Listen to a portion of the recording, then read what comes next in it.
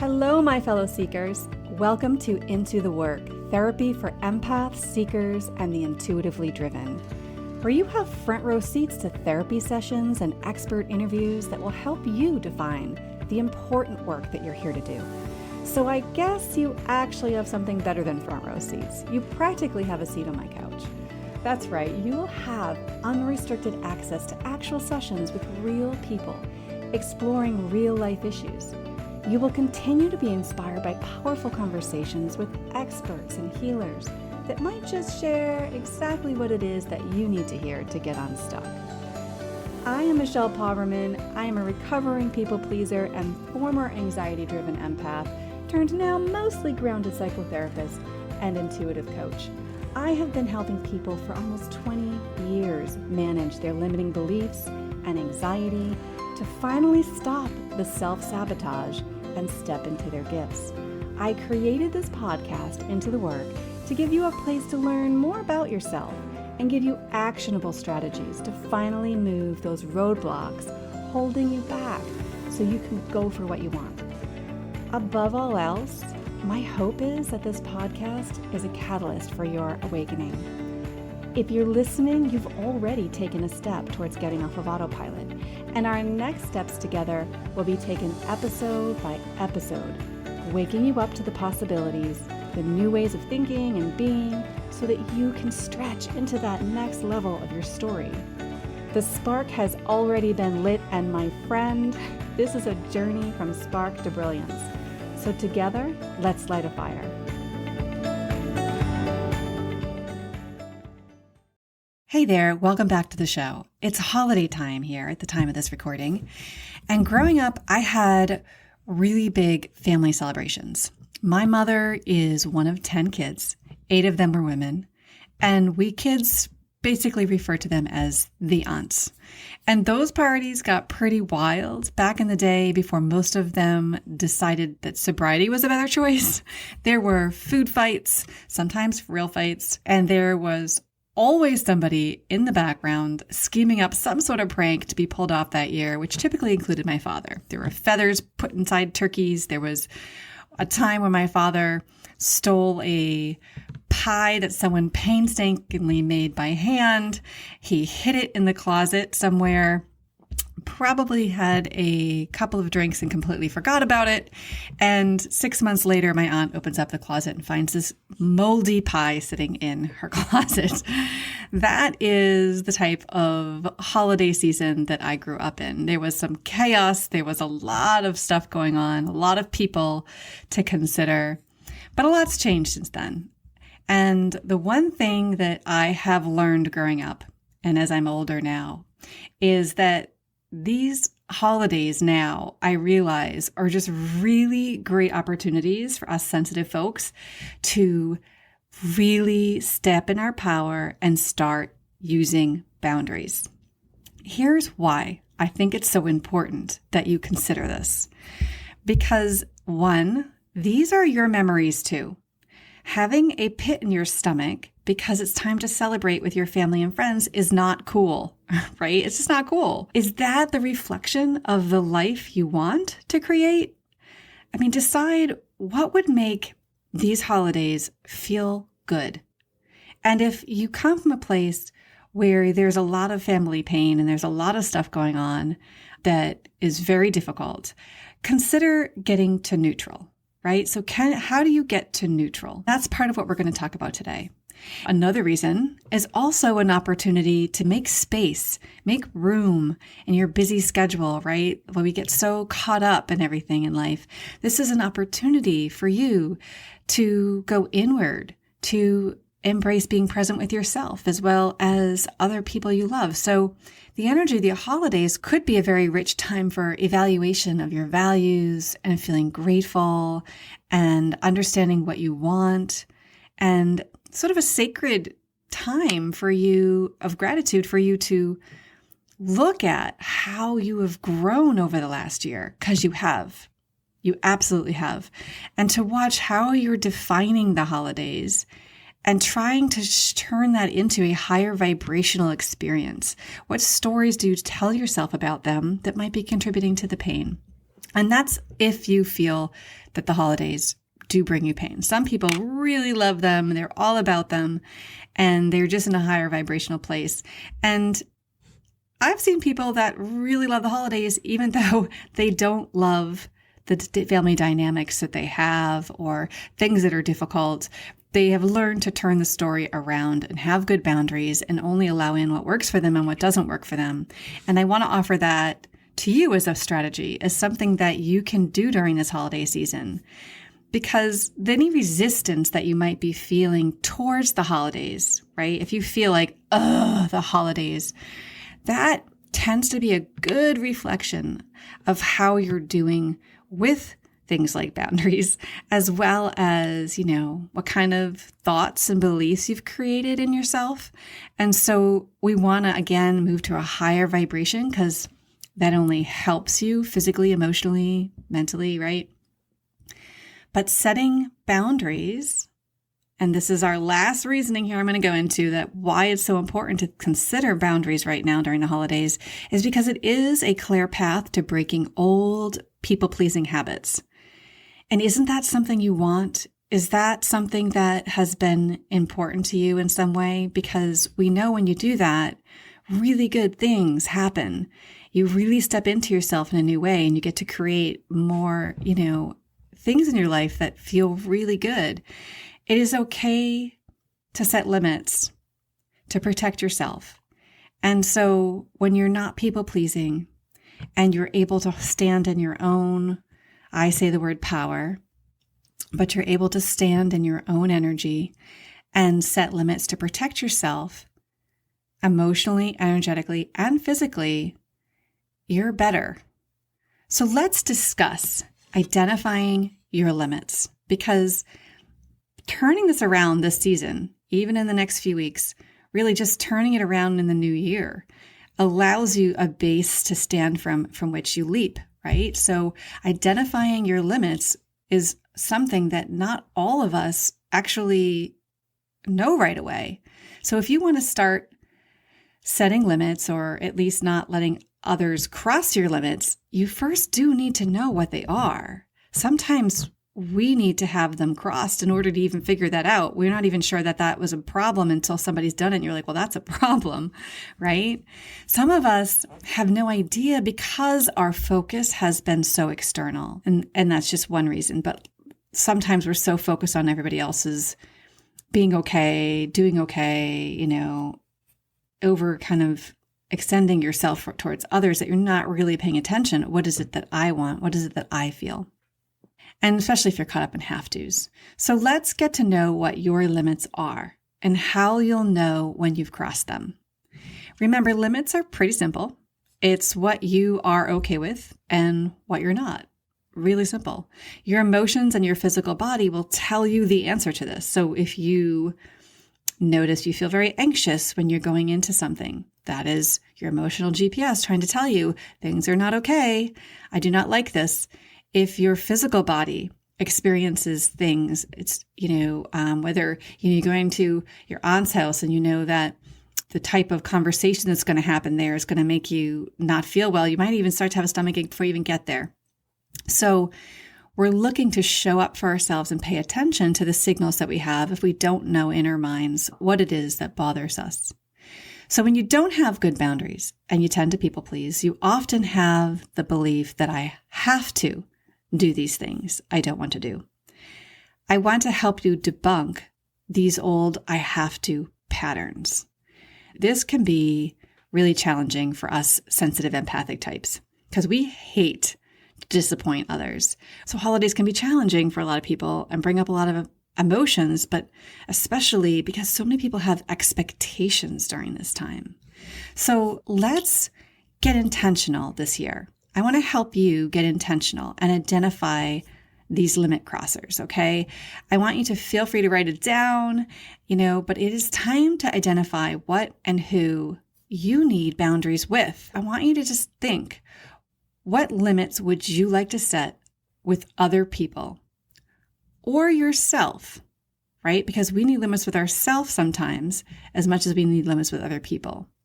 So what limits would you like to set with other people and yourself, even if it feels scary, even if it feels impossible. I want you to make a short list. What drives you crazy? What irritates you around the holidays? When do you get overwhelmed? When does it start to happen? What is it that's overwhelming you?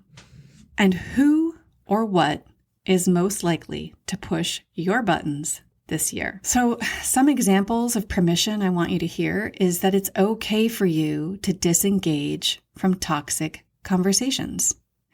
If you're hosting, you can preemptively vocalize your limit by letting everybody know before they come that they need to abstain from talking about X, Y, or Z. For example, politics, religion, things that are going to be triggering. You can say these kind of conversations are very triggering for people, and it leads to tension and stress in the room. And the holidays are about love and appreciation. So I want to keep it positive this year. These conversations will not be tolerated. They will not be allowed. You can also just disengage. If you're not hosting and you don't feel like you're able to vocalize to the entire group, which I still think you could do. I have done it myself, but you can leave the room. You do not have to tolerate a conversation that makes you uncomfortable, that brings you down, that's toxic, that triggers you and makes you uncomfortable. You walk away. Getting space, taking time to yourself even, is okay. That's fine. Another example, if people expect you to stay at their home or they expect to stay with you at your home, it's okay for you to say no. If you're burnt out, if it's too much, if you're overwhelmed by it, if you have whatever reason that feels big enough, it's okay for you to say, I'm not able to host you guys this year. Unfortunately, it's just not in the cards. But I really want to make sure we get to spend time together. Is there a night we can grab dinner? Or we'll be staying in a hotel this year, but we're really looking forward to seeing you. So I'd love to plan something fun together. One of the most difficult things, I think most people don't set boundaries because they don't have language for it. They don't know what to say. They don't know how to say things in ways that are honest but not hurtful. So I'm going to keep giving you these little examples for you to start percolating the language. Now watch the breakdown, and you'll see me do this over and over. The breakdown is I communicate my need unwavering. With unwavering, there's no possibility, there's no loopholes. I'm not sure, right? Maybe, right? No. We are being honest to a fault, but that is just kind. Honest is kind, right? So we're being honest. Everybody can see us. We're transparent. Nobody has to wonder what we think or what we don't think. We're being kind. We're being honest. We're being transparent. And then we're also letting them know we value them. Hey, can we grab dinner? Hey, I really do want to spend time with you, though. Maybe we can schedule something special. So there are ways to deliver the information that end up feeling good versus bad, right? Also, it's okay for you to need alone time. So if you are spending a lot of time with others, let them know ahead of time, if you want, or during, that you would love to find a balance to be able to spend time with them as well as get the time you need for yourself. You are a sensitive being. Being in crowds of people for more than a day being in a crowd of people for a day might feel like too much. Being in a crowd of people, with family for multiple days might feel like you're literally going to just lose yourself. You're not going to be well in it. And so it is okay for you to articulate that. I'm at my people limit. I have to take some downtime. Cannot wait to reconnect, but I've got to take my downtime. It can be, you don't even, there's no apology needed, honestly. You just explaining to people how you operate, what works for you. These are the limits, what doesn't work for you. So you're just being very clear and transparent and honest, unwaveringly, and letting somebody know they're still important. Now you can decide how are you going to respond differently or set limits around these things beforehand. You really need to give yourself permission to set these limits. You need your own permission. So you really need to understand your why. Why is this so important? What are the consequences if you don't do this? I want you to think about that. Why is it so important that you say no to something? What are the consequences to you? Maybe you need to write them down, list them out, say them out loud, express them to a partner or friend. It's important for you to understand and connect with your why, or you won't be able to be unwavering in your boundary. And if you don't prepare ahead of time to know what to say when things go south, you're more likely to self-abandon because you will get caught up in your own anxiety. Remember, daring to set boundaries is about having the courage to love ourselves even when we risk disappointing others, right? Brené Brown, not mine. That is a quote posted everywhere because it's true. So now imagine someone you admire who has good boundaries. Someone you're like, wow, she gets it done. She does not care. She's so free with it. But yet, everybody just gets it. They're like, okay with it. But if I do it, it feels so bad. I want you to think of, what version of yourself you would really love to be in order to have those boundaries. How can you be a version of that, right? How would they or you set a boundary with each of these limit crossers? And how do you deal with people who cross your limit even after you've communicated it? How will you be unwavering? How will you stand in your power and kindly express this without any loopholes? Right? It's not like maybe, well, I could consider that, it's like, oh no, that actually doesn't work. It's not going to happen. But I really would love to see you, or blah, blah, blah, blah, or hey, I'm really looking forward to this. It's how do I be unwavering and shift the conversation to something that says that I care and that caring for myself and caring for you are both important to me, right? It's not one or the other. So for example, you put down the very clear boundary that you are not going to have guests staying at your house for the week before Christmas. Let's just say that's the thing. You have an aunt or somebody likes to come in and stay at your place, and you cannot do it. You know it's not good for you. You know that it's not okay for your family, on 7 different levels that you don't want to do it. And so your job is to set the boundary. So you do what I said. You say the nice thing. You say, unfortunately, we're not going to be able to host you guys this year. It's just not in the cards. But it is really important to me that we get to spend time with you because we love seeing you. So maybe we could plan something special that we could all connect and get together before the family party. So there's what you put out there. Now, the responses can come at different levels, right? So you probably have heard this if you've done any reading on boundaries, it's out there, but there can be green level responses where people are relatively cool with your boundary. Then there's the yellow level response where people push back gently on the boundary. What if they say something like, oh, well, your uncle's going to be so disappointed. He's been talking about staying with you guys for like a last month. Is there anything else we could do to make it happen? And that's starting to get into the yellow because she didn't demand it. She just went ahead and said, hey, is there something, you got some pushback. She said, can we make this happen? She pushed back. Your job at this point is to hold the line at the yellow light. Your job is to hold firmer, not get looser. So a lot of us don't know how to hold that at that point. We think, oh my gosh, now she's questioning it. I feel like a jerk. I don't know what to do. I'm just going to say they can come. And then you're going to hate yourself every day until Christmas. And then you ruin the holiday or whatever, right? So what we're going to do here is teach you to hold your ground. And that means taking a deep breath, getting in the body, okay? Because if you just spit stuff out and you're not grounded, you're going to get caught up in your own reaction and it's not going to necessarily end the way you want it to.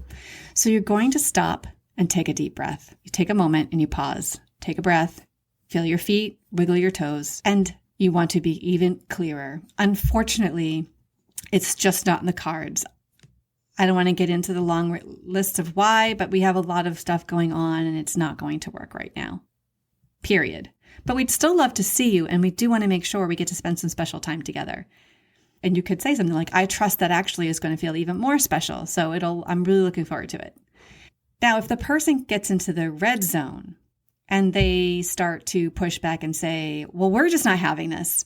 We're planning on this. We want to move forward on it. You're telling us this, and we're about to buy plane, tickets and blah, blah, blah, blah.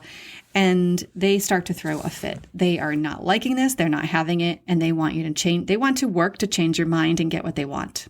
And some people will do this. Not everybody. Certainly not everybody. A few will. And so when you get into the red zone, this is when you need to cut them off and walk away. You need to get out of the situation.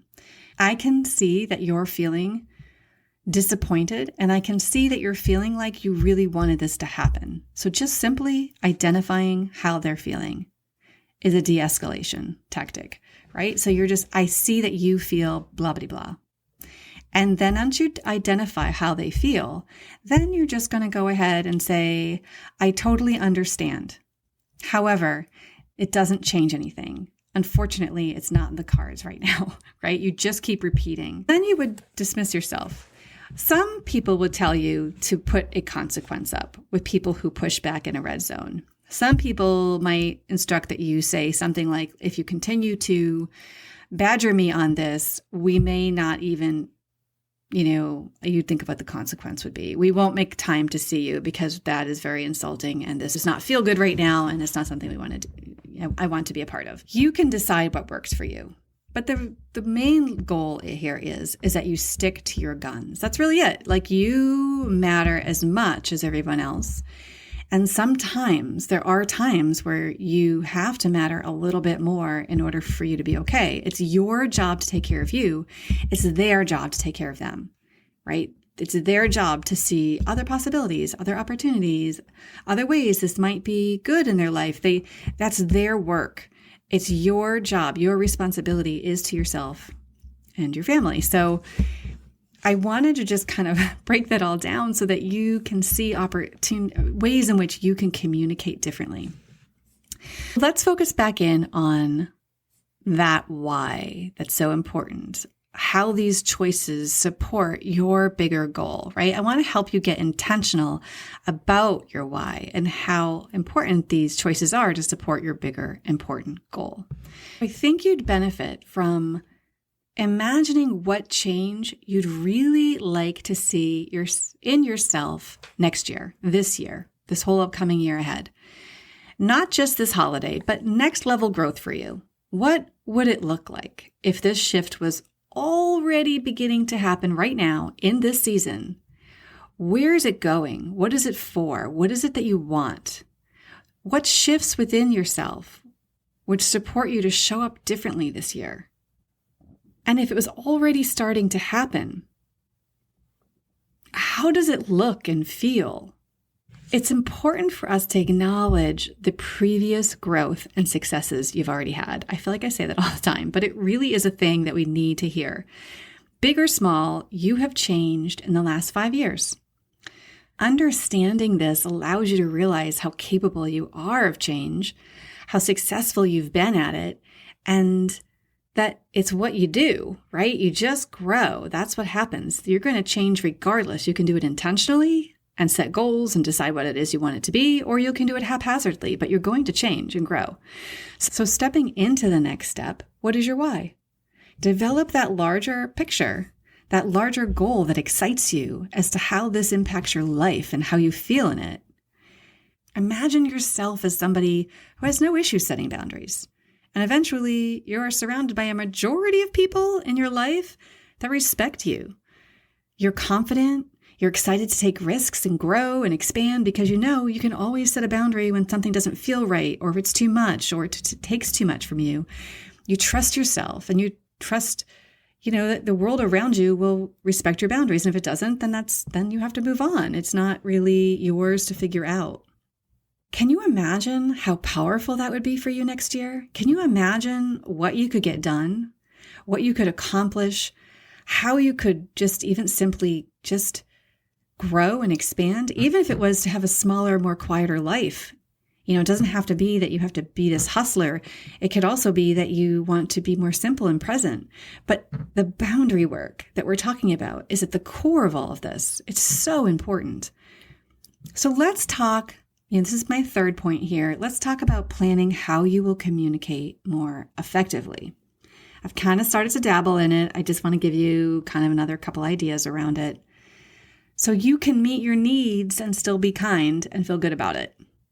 I think that this is one of the main reasons, like I said, that people just don't set boundaries. I think they lack the language for it. So have you ever noticed that your over responsibility to fix the discomfort of other people becomes greater than the responsibility that you have to yourself? Because that's the swap that ends up happening most of the time. And if that's true for you, then I do want you to hear this. It is time that you stop taking on the job of caretaker and start practicing your new job of being cared for. Because a lot of us that agree with that first statement actually do struggle being cared for. And when you start showing up for yourself and being the caregiver for yourself, when you start being cared for, you start getting hardier in that. You have better muscles in that, and it's easier to set these boundaries. In order to communicate effectively, though, you have to normalize having needs. Like, you have to normalize it, right? It's got to be normalized. That having needs that are important to you and allowing other people to take care of your needs are all part of normal, healthy relationships. So honestly, if you grew up where that was not allowed and your needs were not honored and they were seen as personal attacks, then you normalize that in some way. So it feels abnormal to have needs. It feels abnormal to put it out there, to expect to be cared for. Truthfully, you can't manage your own boundaries while simultaneously managing the emotional reactions to them. I want you to hear that. You cannot manage your own boundaries while simultaneously managing the emotional reactions that everybody else is having to them. That burden, that difficulty, that challenge is theirs. It's not yours. That's like something you need to believe and know. However, it is your job to be kind. You can master the art of language so that someone has a better chance of walking away from your boundary setting, knowing that they're loved and valued. And so are you, right? This example is for my fellow peeps with food restrictions. I use this example because I think we can all relate to it in some way, but so many of us have sensitivities. So I think there's going to be a lot of you out there that are like, yeah, that's me. So, I mean, we're empaths, right? We're sensitive spiritual seekers, and a lot of us have sensitive systems in this earth that we're on, right? I wanted to share with you that I knew a woman who would get so sick every holiday, and she would go on a whole new healing regimen every new year to deal with a flare-up of her health condition that was caused by eating foods that made her sick during the holidays. And I would sit with her and I would say, oh my gosh, why do you do that? You're so good during the year. You heal, you feel so good. You get off this track. Your diagnosis seems, you brought your medications down. You're feeling so good. And then she eats, her body gets inflamed and her gut issues react, and she is in a full-blown episode again. And she would say to me, Michelle, you don't understand. I'm Italian. Turning down food is taken very personally. Her grandmother once gave her the silent treatment when she refused the dishes with dairy and gluten in them, which I can imagine was a lot of what was served.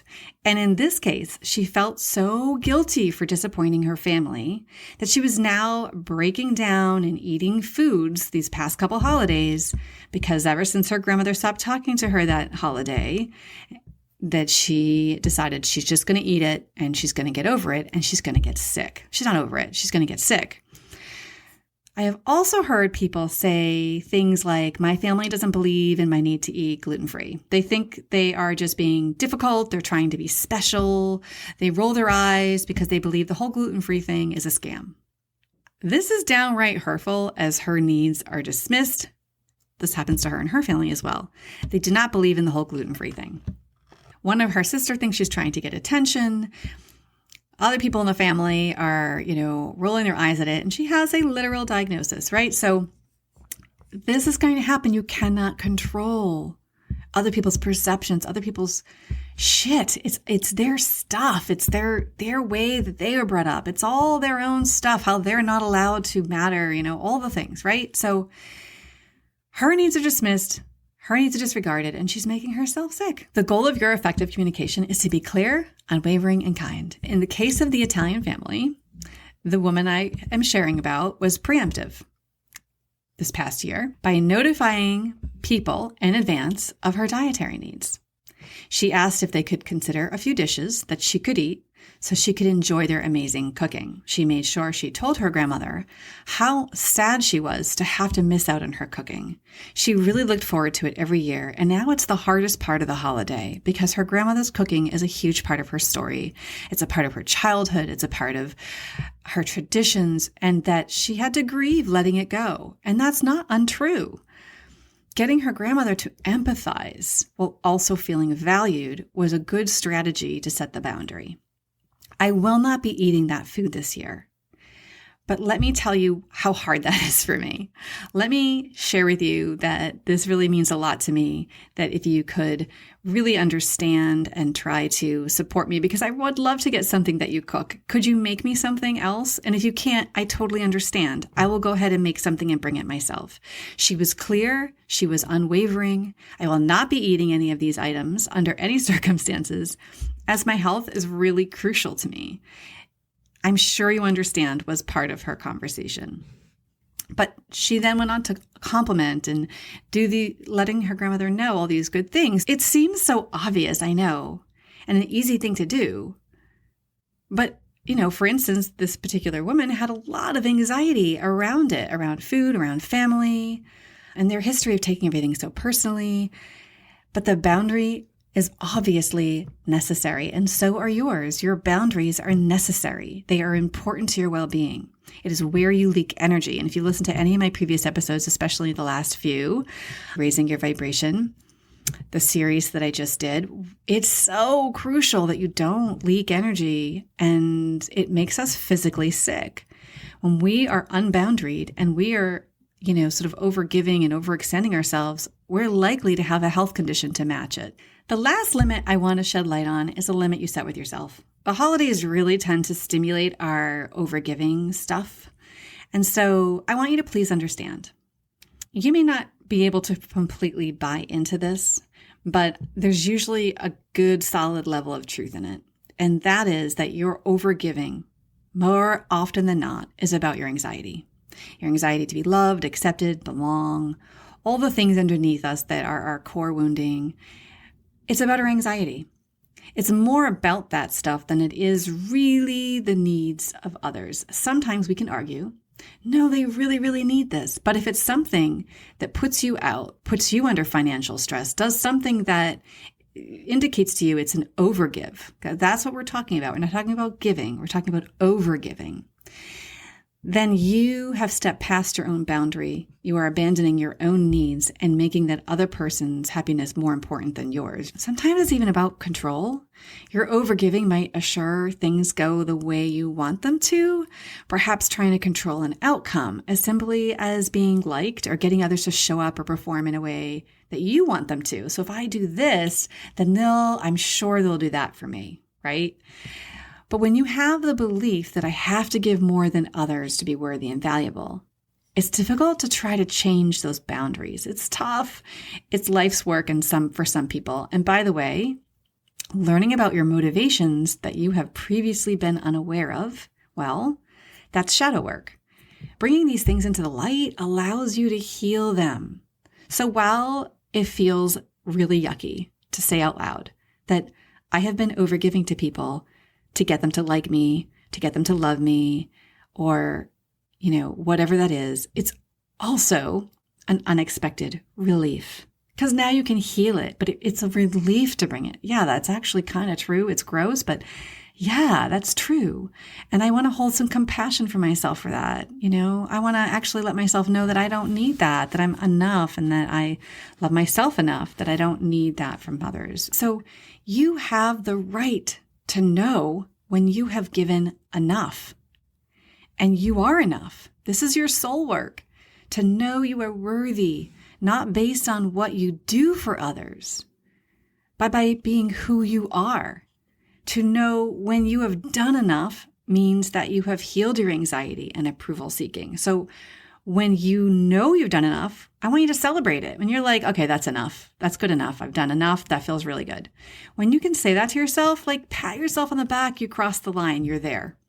Remember, this is the work you are doing to make huge changes down the line. This is the soul work for you to expand and grow into what your next steps are in your life to fulfill your next purpose, as well as claim your health and well-being, whatever that is for you.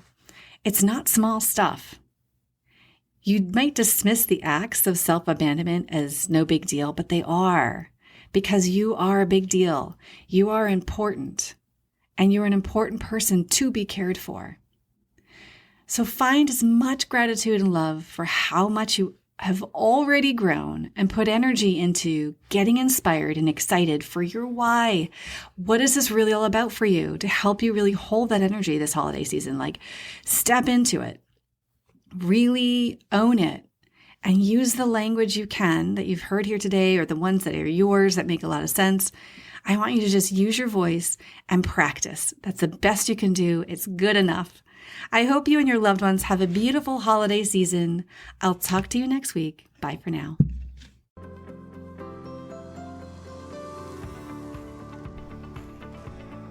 Thank you for listening to Into the Work Therapy for Empaths and Seekers. Don't forget to grab your free gift, your Shadow Work Transformation Bundle at michellepoverman.com.